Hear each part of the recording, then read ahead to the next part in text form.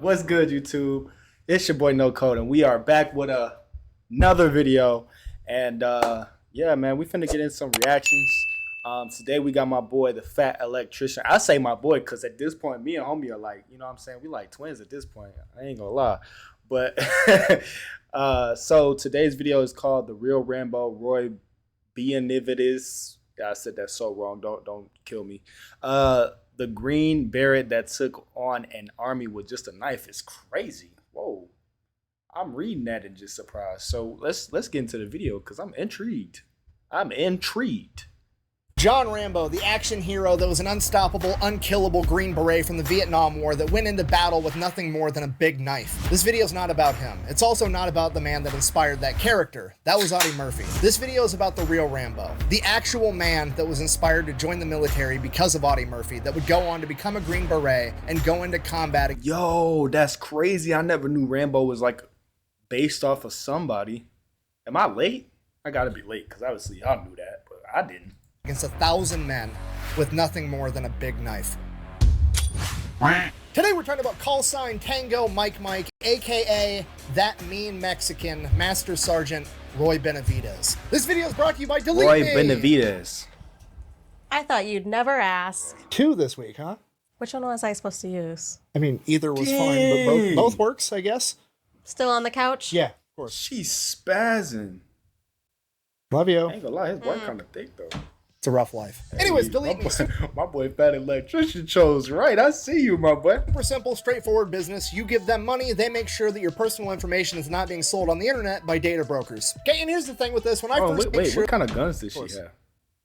God. Both works, I guess. Still on the... Which one was I supposed to use? I mean, either was fine, but both works, I guess. Still on the couch? Yeah, of course. Yeah. Okay. Love yeah, you. them are some big guns. Well, big It's a rough gun life. enough. Anyways, Delete Me. Super simple, straightforward business. You give them money, they make sure that your personal information is not being sold on the internet by data brokers. Okay, and here's the thing with this. When I first started, I didn't want to give Delete Me my personal information because the whole purpose is I wanted my personal information off the internet, and giving my personal information to a company on the internet just kind of seemed counterproductive. But with Delete Me, you don't really have to give them that much information. When you sign up, you can give them as little information as you want. All they need is like your name and an email address, and that's it. And they will your go social through the security internet and find everything for everything sale else that's associated with that name and that email. They're going to come to you and be like, have you ever been associated with this address, or are you related to this person, or is this your old email, or is this your phone number? And anytime you tell them, yes, that's me, they're going to go ahead and get all that information taken down so it's no longer for sale. Honestly, it's alarming how much of your personal information is on the internet and people are apparently making money selling it. Nothing makes you want Delete Me more than having Delete Me and seeing all the shit they find. And once that initial wave of information is taken down, they're going to keep... I didn't even realize that people actually can sell your information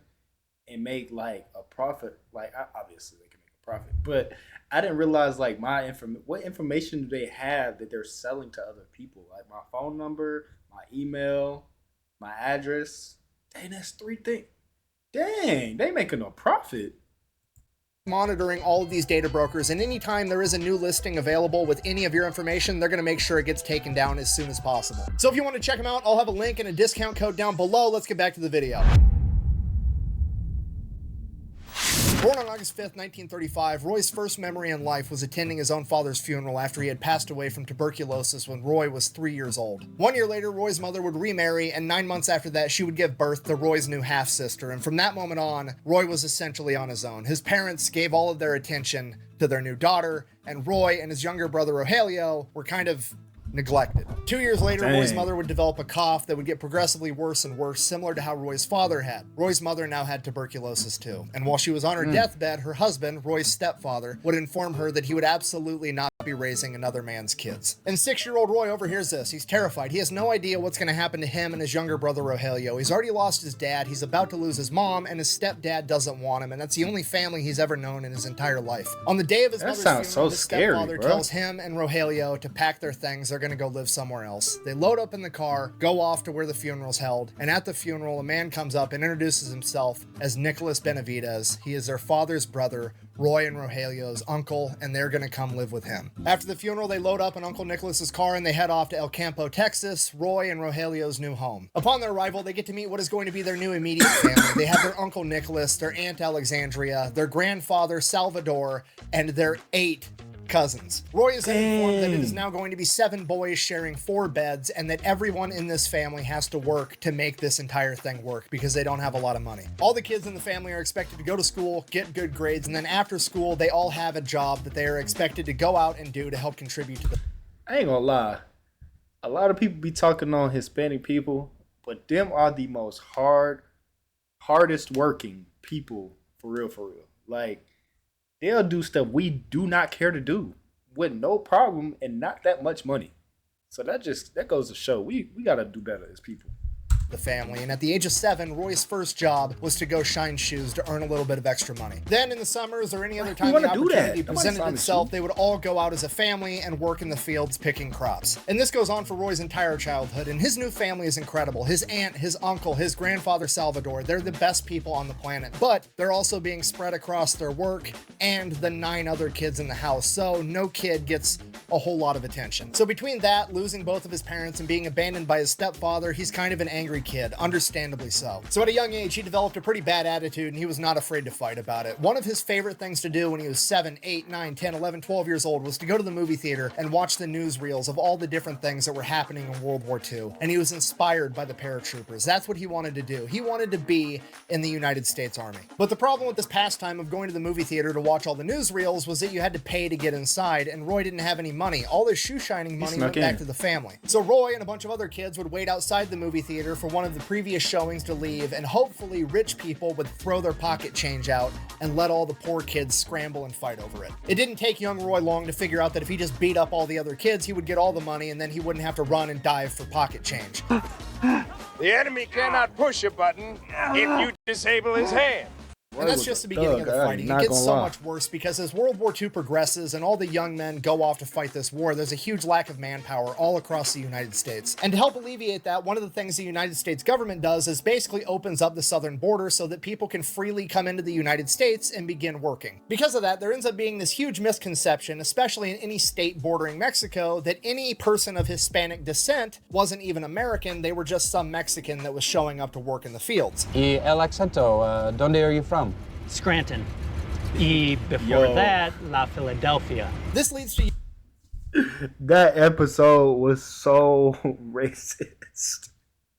In the funniest possible way that racism can be. But, hey, I ain't here to judge. Young Roy getting picked on at school. All the kids are calling him a dumb Mexican. They're telling him he's not American. They're calling him a pepper belly. And he's like 8, 9 years old. He has no idea what's going on. So he goes to his grandfather, Salvador. And Grandpa explains to him, Roy, the Benavidez family fought against Mexico to gain their independence, just like any white person's ancestors fought against Great Britain to get their independence. Your mother was Yaqui Native American. You are just as much, if not more American than anybody else. The Benavidez family name is Mexican, but we are Americans. You have multiple cousins fighting for America in the war right now. Don't ever let anybody tell you that you're not American, which is a great sentiment. I love it. However, let them know. What young, angry Roy honed in on was they fought for it. From this point forward, anybody that wants to make fun of Roy has a fight on their hands, and they almost never won because Roy, at the age of 9, 10 years old, has been working in fields and shining shoes after school every day for years. He is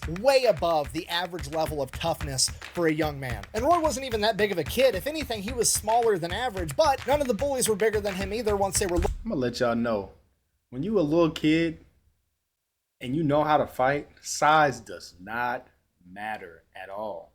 Like, I used to be, I don't know how big I was, but I was not bigger than anybody. And I remember in 5th grade, I took on this 8th grader. And, no, I was in 4th grade. And I took on this 8th grader. And I whooped him so bad. And the whole neighborhood was there to see it. It was crazy. It was crazy. That just goes to show, don't matter how big you are, as long as you got them thumpers, you know what I'm saying, you're good to go. I swear. Looking up at them from the flat of their back, which is always where they happen to find themselves eventually. Now, it's also important to mention that Roy, while he does have a temper and he's not afraid to fight about it, he does have standards. He was being raised right by his aunt and his uncle and his grandfather. Roy would not hit a girl if a girl made fun of him. He's a good kid. Not. But what he would do is when they went out to recess, he would kick dirt at her until her brother or her boyfriend came to stop him, and then he'd beat the shit out of that guy. Hello, how are you? And this goes on for Roy's entire childhood. He's always getting in fights. He struggles in the classroom academically, but outside of school, he does work super hard to help provide for his family. He still loves going to the movie theater, watching all the newsreels about World War II. He still wants to grow up to be a paratrooper, and he also loves hanging out with his uncle and his grandfather, Salvador. And his grandpa had all these amazing stories that he would share with him, and all these stories had some underlying meaning or some lesson that Roy needed to be taught. And his favorite story was when his grandpa was younger and he was a cowboy, and he was on this trail, and another cowboy had fallen off his horse down onto a cliff face and he was stuck. And Grandpa Salvador stopped, took his belt off, and lowered it down to help pull this cowboy up and saved his life. And the moral of that story was, when somebody needs help, you help them. And all this keeps going on until he's about 14 years old and he drops out. Old people always know the right thing to say. I appreciate my elders. My granny would have said something just like that. Facts. The school. He's not going to go to high school. He's just going to go get a full-time job and help support his family. So that's what he does. He goes out and he starts working at this local tire shop. Uncle Nicholas, realizing... I know I'm finna go on a little rant, but those type of people that Grandpa was just talking about that need help and you help them, do not let them take advantage of you, because they will see the goodness in your heart and they will say, hey, I can get more out of him. That's all I wanted to say. Rant over. that Roy, that's what he does to school. He's not going to go to high school. He's just going to go get a full-time job and help support his family. So that's what he does. He goes out and he starts working at this local tire shop. Uncle Nicholas, realizing that Roy is going to be a man soon and that getting in fights like he does is going to have real-world repercussions, figures that he needs to help Roy get over that somehow. So he encourages Roy to start amateur boxing, and Roy is incredible at it. He makes it all the way to the state tournament his first year of doing it. While there, he ends up losing his very first match, and in the locker room after his fight, the young man that had just beat him comes up and wants to shake his hand now that they have their gloves off, and Roy's anger and temper gets the better of him, and he ends up fighting this kid in the locker room, wrestling him into a stall and shoving his head into a toilet. After Roy does that, all the other coaches, all the other fighters, Roy's coach, all look at him like, what the fuck, dude? And they're all disappointed. And it was the first time in Roy's life that he felt ashamed and disappointed in himself. And this is where Roy really starts to get a lid and a grasp on how to control his anger. After that, Roy gives up amateur boxing and just continues working full-time at the tire shop. And that's when his boss, Mr. Haddock, the tire shop owner, also kind of becomes his father figure too, because he works with him and he's around him so much. He just becomes that older male role model that Roy has always kind of been looking for. And he continues to help Roy mature and get a better grip on his anger and more control of himself. And this goes on for a couple of years. And then one day when Roy is 17 years old, a recruiter from the Texas National Guard comes in and wants to hang up a flyer at the tire shop for anybody who's interested in joining the Texas National Guard. And on that flyer was none other than Roy's role model, Audie Murphy, the most decorated soldier of World War II. You see, this is right in the middle of the Korean War, so Audie Murphy, the World War II war hero, had joined the Texas National Guard to help with recruiting, and he was also going to train the next generation of soldiers. And at this point, Audie Murphy's the shit. He's got an award-winning book, he's an actor, and when he's acting, he's playing the role of himself in movies, and he's being told by directors, hey, I know you were there and you're literally just portraying the shit you did, but you need to tamp it down a little bit because it's so unrealistic, nobody's going to believe this story. There's no way. They told him to tone down his life for being too small, and then went on to be the most decorated soldier of World War II, earning the Medal of Honor for going toe-to-toe with an entire German SS battalion by himself from the back of a flaming M10 tank destroyer with a 50 caliber machine gun. So Roy Benavidez figures if the Texas National Guard is good enough for Audie Murphy, then that's exactly where he wants to be. So he joins the Texas National Guard, he ships off, goes to basic training, ends up coming back, he's doing his weekends, he's doing his training in the summer. That goes on for a couple of years while he's still working at the tire shop with Mr. Haddock. Then one day he decides that he likes doing army stuff a lot more than he likes changing tires, so he wants to go full-time Army. He goes over to the active duty recruiter's office. It's a shared office. They've got the Navy, the Marines, the Army, and the Air Force all right there in one building. Roy walks right past the Navy, walks right past the Marines, walks right past the Air Force, goes straight to the active duty Army recruiter, says, here's my guard papers, I'm a corporal, I want to be a paratrooper. I don't just want a normal contract, I want a contract that guarantees me airborne school. At this point, the Army recruiter looks at Roy, who's like 130 pounds soaking wet, and he's like, man, you're not big enough to be a paratrooper. At which point, I'm paraphrasing here, but Roy says something along the lines of, well, I could cut you down to my size and we'll see if you're good enough to be a paratrooper. Maybe that'll help you make your decision. At which point, the Marine recruiter overhears that and he comes walking over and is like, son, you should be a Marine. You've got the right attitude. I don't care how big you are. You should come be a devil dog with me. At which point Roy's like, no, I don't want to be a Marine. I want to be in the Army just like Audie Murphy was, which brings everything full circle because Audie Murphy was rejected from the Marines for being too small. And now Roy Benavidez is rejecting the Marines because he wants to be like Audie Murphy. Then the other Army recruiter, who's a captain, an officer, somebody that outranks the sergeant that thinks Roy's too small, comes in and he's like, no, we'll take him. Come with me. So they go, they start doing the paperwork and Roy's like, okay, I'm a corporal in the National Guard. I've already been through basic training. I've already done through job training. You should just be able to send me straight to airborne school and then give me a duty station. And the bro said, I don't care what you talking about. You finna put me where I want to be at right now. I like that energy. Signs on the dotted line, he packs his shit, he gets on the bus, and he's off to the Army. And Roy then immediately finds out the hard way that that recruiter was either not listening to him at all or he was lying to him because they sent Roy straight to basic training again. And to add insult to injury, he is also not awarded an airborne slot after that, so he's not going to be a paratrooper like he always wanted to. After he gets done with training, he immediately gets sent over to Korea, where he is going to be there right after the Korean War ended, and he's going to be manning the DMZ, the demilitarized zone, between what is now North and South Korea. He's in Korea for a year, then he comes back home for a little bit stateside, then they ship him out to Germany, and while he's there, he learns how to speak German, and in Roy's own words, he becomes the first Hispanic American that could speak German with a Southern accent. Correcto.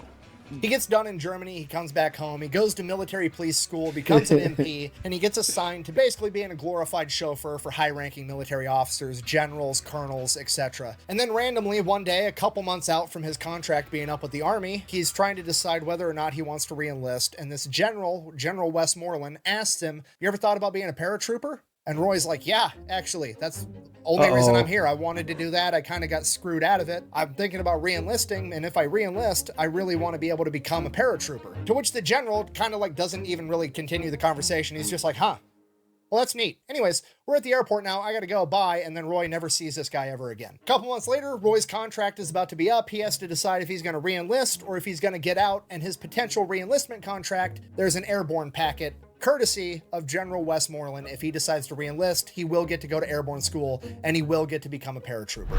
That's fire. Ladies and gentlemen, please stay tuned for a live television service. I really don't think it's a good idea, Jack. So that's what he does. He goes to airborne school, gets his jump wings, becomes a full-fledged paratrooper, and then he gets stationed with the legendary 82nd Airborne Division out of Fort Liberty, sorry. Okay, sidebar. Look, I don't care if we're going to be renaming stuff every once in a while. That's completely fine. However, name it after a war hero or something. Don't just pick a generic term like Liberty, okay? I don't need Fort Liberty. I don't need Fort Life. I don't need Fort Pursuit of Happiness, okay? Quit doing generic shit and name it after an actual badass war hero. I agree with Roy's that. At Fort Bragg, Fort Liberty, North Carolina. He is with the 82nd Airborne. During this time, he's training, he's working, he's doing his thing. He also ends up meeting his wife, and he goes about this the old school way. He has to have chaperone meetings with her until he earns enough street cred to finally be able to sit on the front porch of her parents' house with her. Her name is Lala. They get married, she ends up getting pregnant, things are going exactly how they're supposed to go. And then in 1965, Roy gets deployed to Vietnam at the age of 30. Roy gets sent over there as an advisor. He's going to be training the South Vietnamese in how to fight back against the North Vietnamese and hopefully prevent the spread of communism. That's the plan. So he starts training these guys. He's working with them, and it gets to the point that he has to end up going out on some of these missions with them because they need a leader. They need somebody with more experience to go out and show them how it's done. And he does that multiple times. And then one day he's walking through the jungle, and all of a sudden, Roy has no idea what's going on. One second, he's in South Vietnam on a mission. The next second, he's in a hospital in the Philippines, and everything goes by in a blur. And before he knows it, he's in San Antonio at the Fort Sam Houston Medical Center. At this point, Roy still has no idea what's going on. Doctors and nurses are coming and going. There's some pregnant woman named Lala that's trying to hang out with him all day long, and he's just not comprehending anything that's happening to him. His memory Roy's went wife, away. Lala, would be informed that Roy had stepped on a landmine in South Vietnam during one of their patrols, and they don't know how he Sheesh. survived, but the going theory was that it was some type of defect with the landmine, that when it exploded, the entire landmine didn't fragment, but the top of it stayed intact as one solid metal plate, and when he stepped on it, it detonated it, and the landmine plate shot up and smacked him on the ass so hard that it broke his back and jolted his brain so severely that they don't think he'll ever regain his memory. In addition to that, due to his broken back, he would almost certainly never be able to walk again. He got smacked in his ass so hard and it moved his head. Yo, what? That sounds made up so much, but hey, the human body is crazy, so I could only imagine. So hard that it broke his back and jolted his brain so severely that they don't think he'll ever regain his memory. In addition to that, due to his broken back, he would almost certainly never be able to walk again, even if he did come to mentally. And this goes on for weeks of Lala showing him pictures, telling him stories, trying to remind him of who he was. And then one day, he just wakes up. He snaps out of it. He's sitting in a rehab room at the hospital by himself at a table, and in front of him, there's like the child's toy, you know, the big rectangle with like the cylinders and the squares and the triangles, and you shove each one through the corresponding shape. He's sitting there with that in front of him, and the PT person is like, "Can you put the shapes through there, Roy?" And he's like, "Yeah, obviously I could put the shapes through there." And they're like, "Well, why don't you go ahead and do it?" He's like, "What, am I applying to get into the Marine Corps? Like, what is happening right now? Why do you think I can't do that?" He sneak dissed the Marine Corps. He sent us a bunch of tools over there. What makes you think I can't do that? Can they not? What? And they're like, "Well, just go ahead and do it." So he does it. He's like, "Okay. Obviously, what is happening right now?" They then explain to him that he has been unable to do that for weeks every single time they've got him to try, and Roy is just like literally snapped out of it like that. He's 100% mentally all there. He just doesn't remember the accident itself. He remembers everything else. So Roy's back. This is great. Now he just wants to get back up on his feet. He wants to keep serving in the army. He wants to keep jumping out of planes. He wants to go back to Vietnam and be with his guys. And that's just how Roy is. So he demands that they start giving him physical therapy as soon as possible. And that's what he does. And over the course of a couple weeks, he comes to the painful realization that these physical therapists, dudes like him, they don't stay down for long, man. They really don't. They like are just unhappy with life when they can't do what they want to do. And some people are cool with it. Once they like, you know, settle down, they're like, "Hey, this is who I am. I'm gonna have to accept it." Not Roy. Not no code. No sir. aren't getting him ready to walk and run and be in the army again. They're getting him mentally ready to spend the rest of his life in a wheelchair. The doctors are telling him he's never going to walk again. He's going to spend the rest of his life in a wheelchair, and he needs to accept that. But Roy's not buying it. If they're not going to push him to get the results that he wants, he's going to push himself. The night nurses come in, they catch him, they give him a pill, they knock him out, they put him to sleep. He wakes up the next morning, his hip hurts from where he fell out of bed, and his leg muscles are sore from bearing weight for the first time in months. But the plus side, his hip hurts and his legs are sore, so obviously they're gonna work if he just keeps building them up stronger and stronger. So that's what he does every night. He rolls out of bed, he drags himself across the floor, lifts himself up, and puts as much weight on his legs as he possibly can. Sometimes the nurses catch him and try to put him back to sleep. The nurses are getting pissed off at him because he keeps doing this, but his legs keep getting stronger and stronger, and he's able to make it over to the nightstand faster and faster. And it gets to the point where all the other guys in this medical bay realize what he's doing, and they start cheering him on at night. Nobody's ratting him out. They're trying to distract the nurses to get Roy the time that he needs to be able to do his version of physical therapy. And this goes on for months. During the day, they're getting him ready for his life in a wheelchair. He's begging them just more time for more PT and he'll be able to walk again. They're not buying it. They're doing the paperwork in the background to get him med boarded out of the US Army. They know that he's done. But Roy never gives up on himself, and he keeps training every single night. Then, after having been in the hospital for 5 months, the doctor walks in with Roy's discharge papers. Roy begs and he pleads not to discharge him out of the army, and the doctor finally says, "Roy, even if we continue doing PT, at best, maybe you'll be able to stand up one day. You're never going to be able to walk again." At that point, Roy hops up out of the bed, stands directly in front of the doctor, and takes one step towards him. And it was one of the most excruciating pains that he's ever felt in his entire life. He's got tears in his eyes, but he's looking this doctor right in his face. And the doctor, shocked that Roy hopped out of bed and took a step towards him, says, "Benavidez, if you can walk out of this room, I'll tear these papers up." So Roy walked out of that room. Oh, man! Hold on, hold on, that hurt. Walk it off. Hey, man, you can walk. Shortly after that, he walked out of that hospital and went back to Fort Bragg. There you go.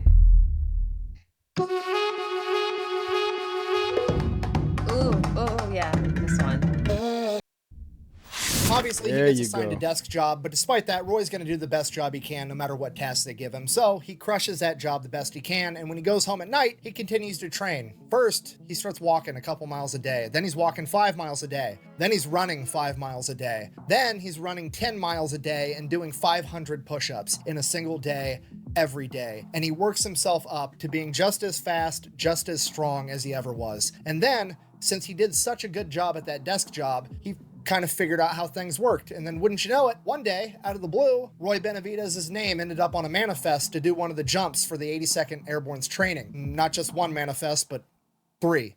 Roy did 3 jumps in a single day after having broken his back. What are the odds of that? What are the odds of that? And after having done that, Roy sits back. That shows what you could do if you believe in yourself and not let anybody tell you can't do what you want to do, because people don't know what you got in you. Only you do. I promise you.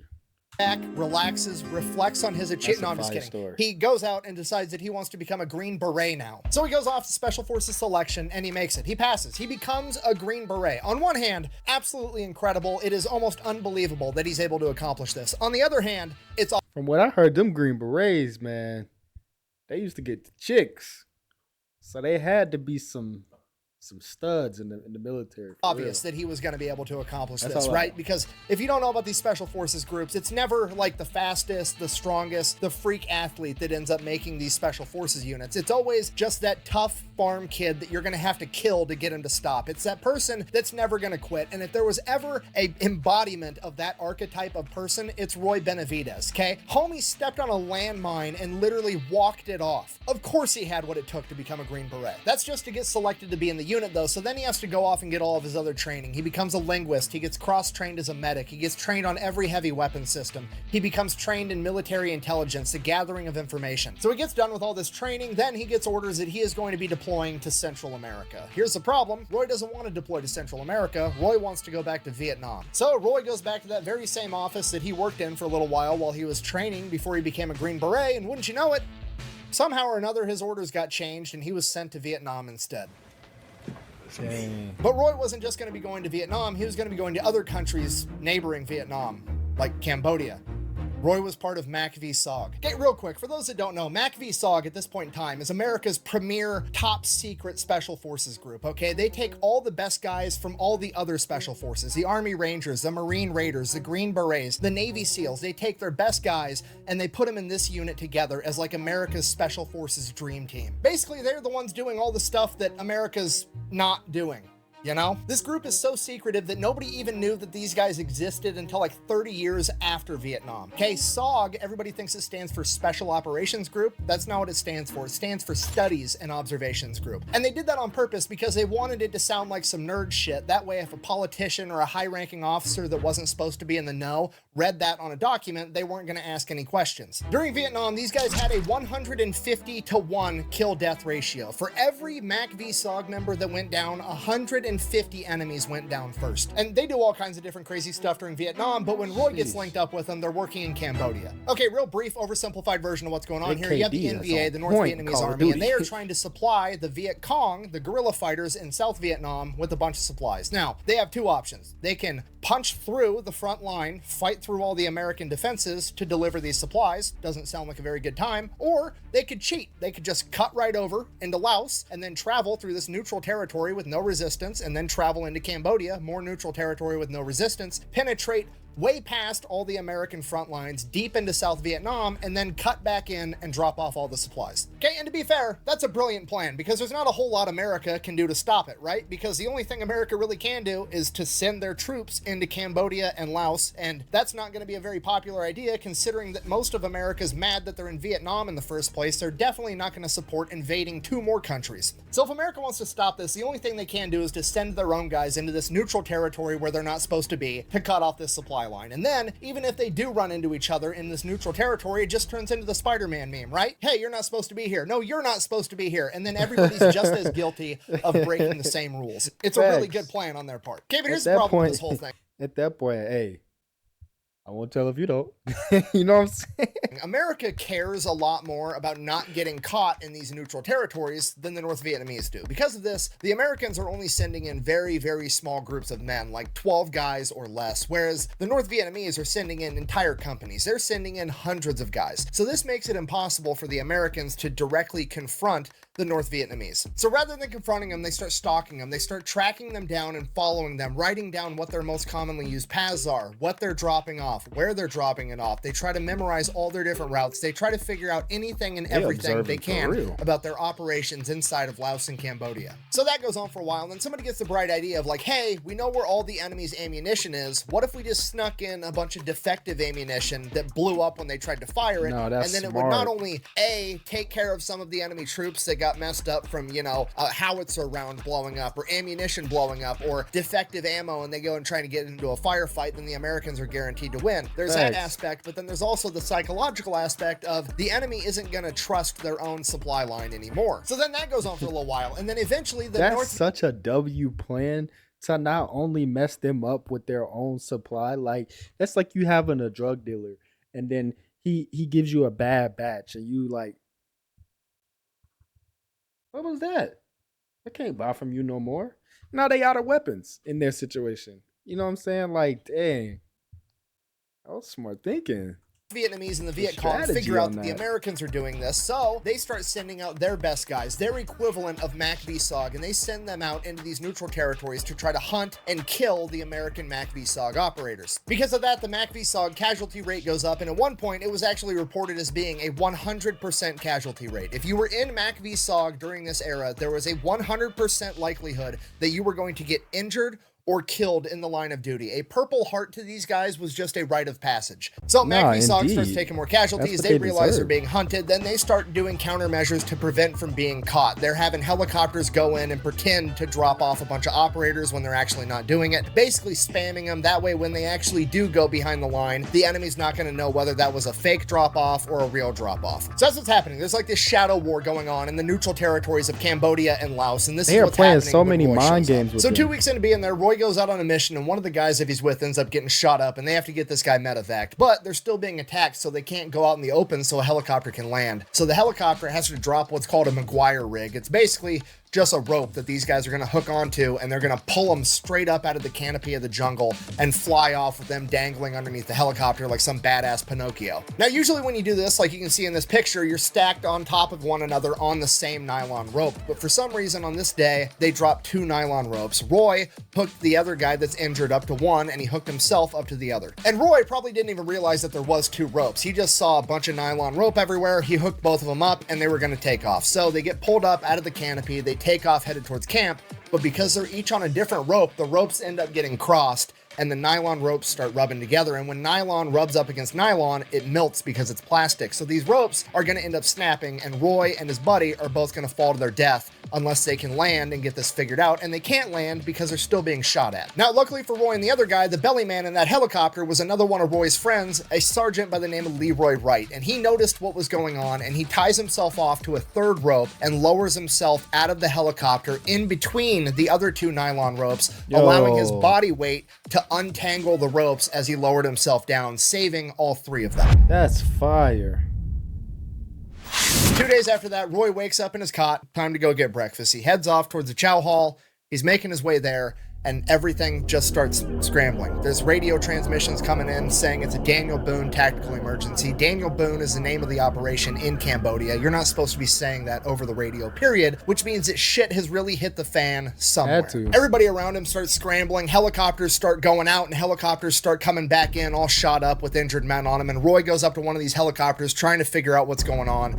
And the door gunner in this helicopter falls out, and it's a 19-year-old kid that Roy remembered they just celebrated his birthday like a week ago, and this kid falls into Roy's arms and dies on the spot. Roy asks the rest of the helicopter crew what's going on, what's happening, and they tell him that there's a team out there that's getting overrun by hundreds of NVA. So Roy continues to ask him, what team? Who's out there? Did you pick them up? Are they here now? What's going on? And they go, no, we couldn't get close enough to pick these guys up. They were so overrun, and we were taking too much fire from the helicopters. It was, we don't know who it was, but it was the big black dude that saved you the other day. And Roy immediately knows They're talking about Leroy, and his entire team is still out there. So Roy asks them, are you going back out there? And they said, yeah, we're going to go back out there, but we're not going to be able to land. The only thing we're going to be able to do is drop ammunition out of the helicopter above them so they have ammunition to keep fighting. And to Roy Benavidez, it sounds an awful lot like somebody needs help. And with that, he runs over, grabs his medical bag, jumps in the helicopter, and they take off. A couple minutes into the flight there, Roy realizes that in his hurry to run and grab his aid bag so that he could help,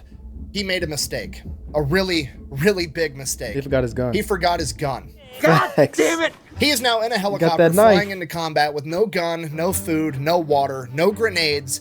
He literally has an 8-inch recon knife and his aid bag, and that is it. Despite that, Roy is still determined to help these guys. So they get there, they drop the ammunition out of the side of the helicopter on top of these guys, and then they fly off. And Roy says, get me as close as you can and land this helicopter so I can jump out. And they get him like 150 yards away from where this team is injured and pinned down. And Roy jumps out of the helicopter and starts running towards them. He makes it 10 steps, gets shot, drops him. He got shot in the leg. He tells himself that he tripped and landed on a thorn bush, and he's not actually shot, but he knows he's shot. He keeps running towards him, and he makes it another 50 yards, and he gets shot again. This time, it's a glancing blow to his helmet. He doesn't know that yet. Maybe he got shot in the head. Maybe he didn't. Maybe it was shrapnel. He has no idea. He'll figure it out later if he makes it. So he just keeps running to the team, and he finally ends up making it to him. So he makes it to where the team is pinned down. They're all spread out, way too far out. They're not in a defensive position. They're running out of ammunition. Every single person there is shot, blown up. Everybody is in horrible shape. So Roy gets to work. He picks up an AK-47 off a dead NVA soldier as he runs to each individual team member, giving them morphine, whatever medical aid he can, and then dragging them over to this anthill, this big pile of dirt, to get them in this defensive position where they're actually semi-close together and they can start fighting back. Roy ends up making it to the guy with the radio, and he's like, this is Tango Mike, I've still got men on the ground. I need to get these guys medevaced. I have green smoke grenades. I'll pop them so you know where we're at. While the helicopters are on their way, Roy keeps going and getting more guys and dragging them back to the anthill, giving himself and everybody else morphine. The helicopters finally show up, the door gunners lay down suppressing fire, and Roy starts loading up the guys at the anthill onto the helicopter, but he still has more men out towards the bush line that he hasn't been able to make it to yet. So he gets all the guys on the helicopter, and then he tells the door gunner, hey, we still have men over there, cover me. And Roy takes off running next to the helicopter as the helicopter is gliding next to him, and him and the door gunner are returning fire into the wood line, trying to make it to the other men. So Roy and the helicopter make it to the last guy that Roy knows of, and it's not Leroy. So he asks this guy, where's Leroy at? And that guy points him towards the wood line and says he got hit back there, and he's got a bunch of confidential classified information on him. So Roy decides that he's gonna go get it. He takes off running towards where this guy pointed him out in the wood line, but the helicopter can't follow because it can't get that close to the trees. So the helicopter door gunner continues to lay suppressing fire while Roy runs into the tree line and finds Leroy's body. He gets all the classified intel off Leroy's body, and then he begins dragging Leroy's corpse towards the helicopter because he at least wants to bring his friend's body home. And then he gets shot in the back. As we all know, it's always darkest right before the dawn, but as we also all know, sometimes it's darkest right before it gets even fucking darker. After being shot, Roy turns around, realizing he's not going to be able to bring his friend's body back with him, and starts running towards the helicopter.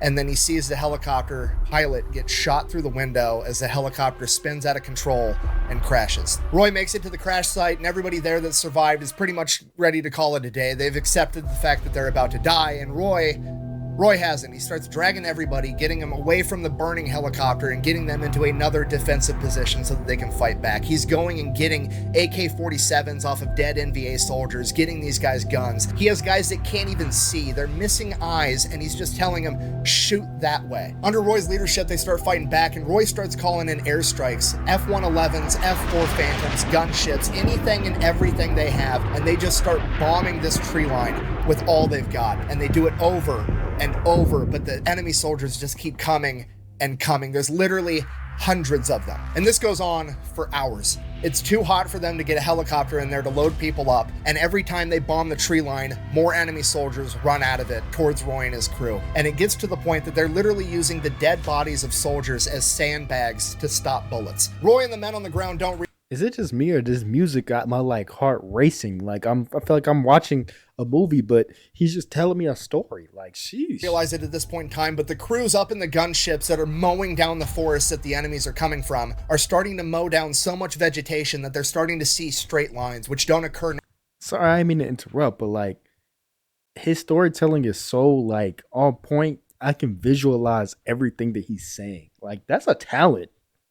From are starting to mow down so much vegetation that they're starting to see straight lines, which don't occur naturally in nature. These are bunkers with fortified machine gun positions. The MACV-SOG team didn't just stumble across an entire battalion of men. They walked right into an entire NVA base inside of Cambodia. Eventually, the air crews come to the realization that with this base there's got to be at least 1,000 men, an entire battalion there, and there's a road where they can bus in even more men for reinforcements. They're not going to be able to keep this up and get Roy and everybody else to be alive and handle this the right way. So the only thing that they can do is to have a carpet bomb of that forest, and at the exact same moment that those bombs start dropping, they're going to send in the helicopters to try to pick up Roy and everybody else. So a group of A-37 Super Tweets bomb the tree line as the Huey comes down, and Roy starts helping to load these men into the helicopter. Some of them have lost so much blood they can't even pick themselves up. And while this is happening, the North Vietnamese soldiers rush them. They're coming straight towards the helicopter. They're firing. Roy's trying to load the men on while firing back. The door gunners returning fire, and one of them ends up making it to Roy, and for some reason, whether he was out of ammo or whether he was trying to take an American alive, he hits Roy in the back of the head with the buttstock of his rifle. Roy falls down,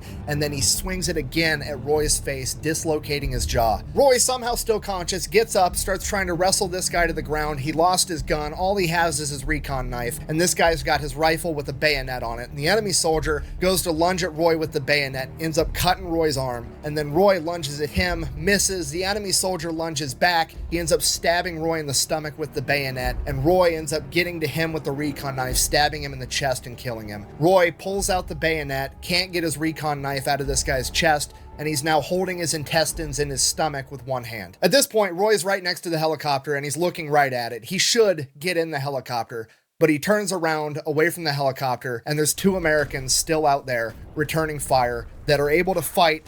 They're just not able to walk, and Roy runs towards them. Roy gets there, picks up the one that can't walk entirely, and starts helping to drag him towards the helicopter, and the other guy can't crawl, but he can't walk, so he literally starts walking on his knees using an AK. Did y'all not just hear this? This man just got stabbed, hit in the head, his jaw broke, he done got shot a couple times, and he still said, I can do more. Like, is that not incredible? Like, oh my gosh, what a human. AK-47 like it's a crutch. They get to the helicopter. Roy helps load them in the helicopter, grabs the AK-47 that the guy was using as a crutch, turns around again and starts shooting at NVA soldiers that are charging towards the helicopter as the injured men behind him literally grab Roy and drag him into the helicopter as they take off. As it becomes clear to absolutely everyone that Roy Benavidez did not just bring a knife to a gunfight. The communists brought an army to a Roy Benavidez fight and still couldn't win. After saving all the surviving members of the original MACV-SOG team and the first helicopter crew, through 6 hours of combat, Roy has sustained over 37 different life-threatening injuries, multiple gunshot wounds, over 20 shrapnel wounds. He has been bayoneted and he has been clubbed. And after being dragged into the helicopter, he finally loses consciousness. Just a flesh wound.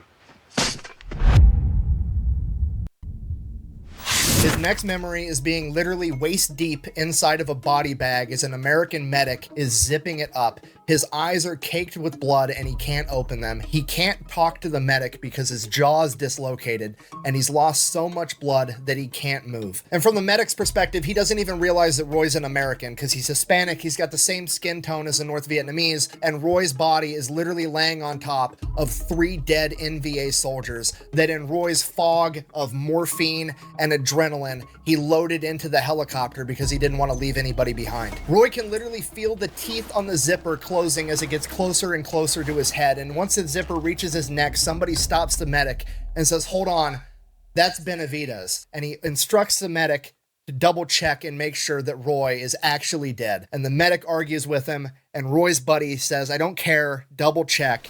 And the medic zips down the body bag a little bit and puts his hand on Roy's chest and leans forward to listen and see if he can hear breathing.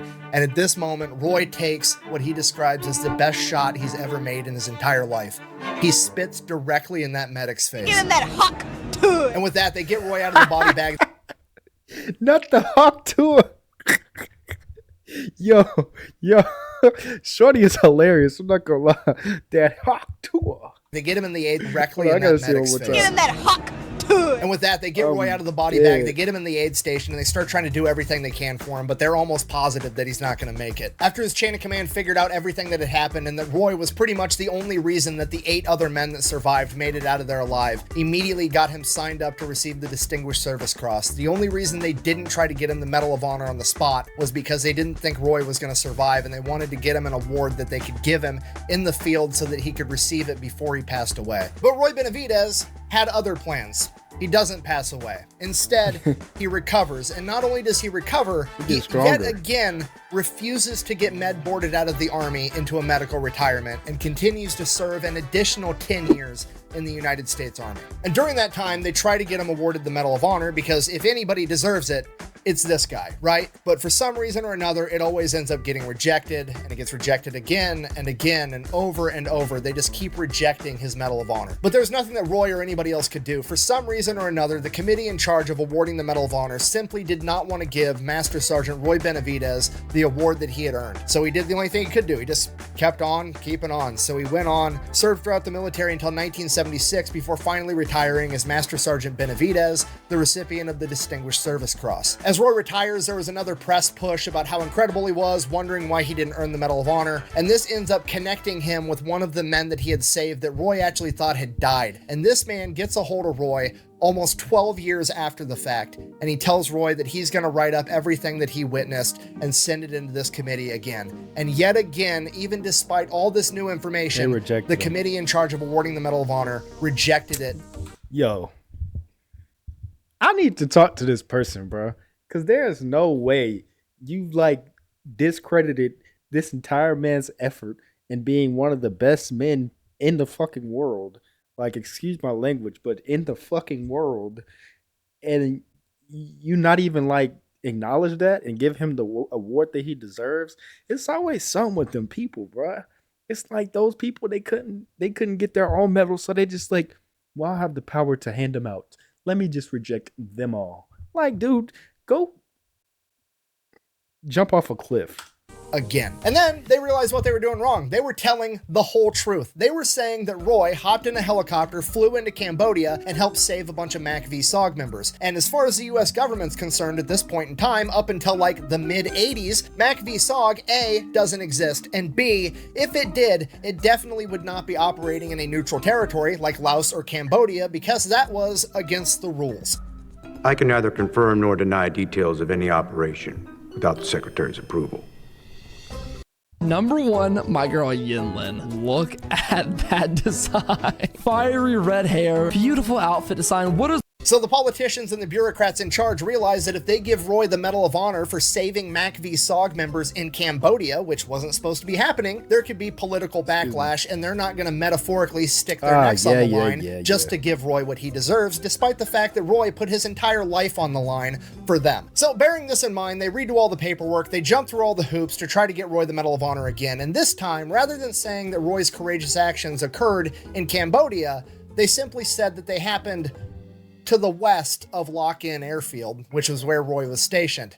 They just didn't bother to say how far west. And once you know it, it gets approved. Roy Benavidez receives the Medal of Honor in 1981 from President Ronald Reagan, 15 years after the fact. After getting what he had earned, he finally gets to go home with his wife and kids and enjoy his retirement. Those people really for fought all for of him. a year and a half. Because on a random day in 1983, he receives a letter in the mail from the US government informing him that he would not continue to receive his veterans disability benefits from his injuries that he sustained during the war. And Roy's not having it. He goes straight to the media, starts putting out press releases and giving interviews talking about how ridiculous this is and putting political pressure right back on the politicians. And wouldn't you know it, a couple weeks later, the US government comes out with a statement of oh, hey, we're sorry that we're doing this. We haven't been handling it appropriately. We're going to continue to do it, but we're going to do it in a more humane way for everybody involved. And while I can't prove this, I'm willing to guarantee that Roy Benavidez got the notification of oh, sorry you got that letter. Obviously, this doesn't apply to such a high-profile person that's got enough leverage to be a pain in our ass.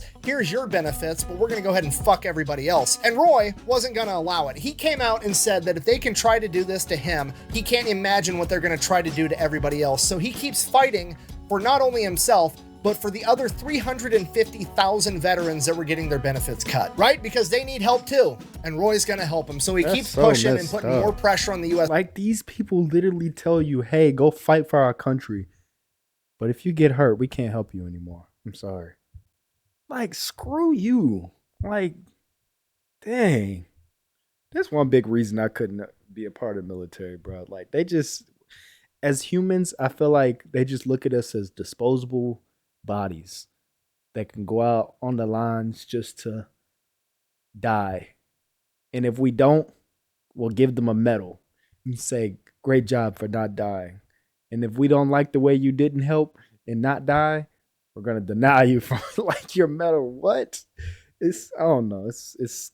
I hate it. U.S. government basically just comes out and says, hey, the same Ronald Reagan administration that gave me my Medal of Honor is now telling me and a bunch of other veterans that we're not good enough for the benefits that we earned. And with that, he finally gets to testify in front of the House Senate committee in charge of this entire operation, and they end up shutting the entire thing down, preserving the benefits for 350,000 veterans. And with that, Roy Benavidez could finally go home, enjoy his retirement, and live happily ever after. So, in conclusion, when somebody needs help, you help them. And for the love of God, the fact that somebody renamed Fort Bragg Fort Liberty and not Fort Benavidez instead is borderline criminal. Thank you for watching. Best way to support the channel is go buy some merch over at thefatelectrician.com. Quack bang out. Oh, hey, real quick. I know it. If you guys wanted more, there's a book called Legend by Eric Blem, all about Roy Benavidez. The author spent like 3.5 years researching for it, and he actually helped me make this video. So if you guys wanted to check it out, it's over on Amazon, and I'm sure it's on his website if you wanted to Google it too. I'll have it all linked down below. Thanks for watching.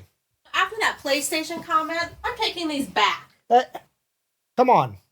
That's not funny. I want those. No. They locked me in our staging area and started unloading, started identifying the bodies. They found out I loaded 3 dead enemy soldiers in that helicopter. I didn't want to leave anybody behind. My mission was to recover the classified material, so if anybody had it, he was on the helicopter. They left the 3 enemy soldiers on the side, and because I sort of look Oriental, they thought I was one of them, so they let me lay right next to them. And they were putting us in body bags. And I remember my feet being lifted, and I was inserted into the body bag, and I could hear that zipper coming up, and I thought, oh my God, no, no. And I couldn't talk because my jaws were locked, and I could hear that zipper coming up, and one of my buddies was doing the Mexican head dance, and he was yelling at the doctor, that's Roy Benavidez. The doctor said, sorry, there's nothing I can do for him. I'll find out later. Jerry Cottenham made that doctor at least to feel my heartbeat. When I felt that hand on my chest, I made the luckiest shot I ever made in my life. I spit in the doctor's face. You know, there's a saying among us veterans, for those that had fought for it, life has a special flavor. The protected will never know. You have never lived till you almost died. And it is us veterans that pray for peace, most of all, especially the wounded, because we have to suffer the wounds of war. I'm asked hundreds of times, would you do it over again? In my 25 years in the military, I feel like I've been overpaid for the service to my country. There'll never be enough paper to print the money, nor enough gold in Fort Knox for me to have to keep from doing what I did. I'm proud to be an American, and I'm even prouder that I've earned the privilege to wear the Green Beret. I live by the motto of duty, honor, country. Ladies and gentlemen, thank you very much. Thank you. God bless you, and God bless America. W-Mez. Hey, I appreciate y'all watching the video with me. Make sure you hit that subscribe button. Drop some comments down below what you thought about the video. And let's just keep running it up. We on the road to 10K. Appreciate y'all for supporting me. We're going to keep going. It's your boy. Peace.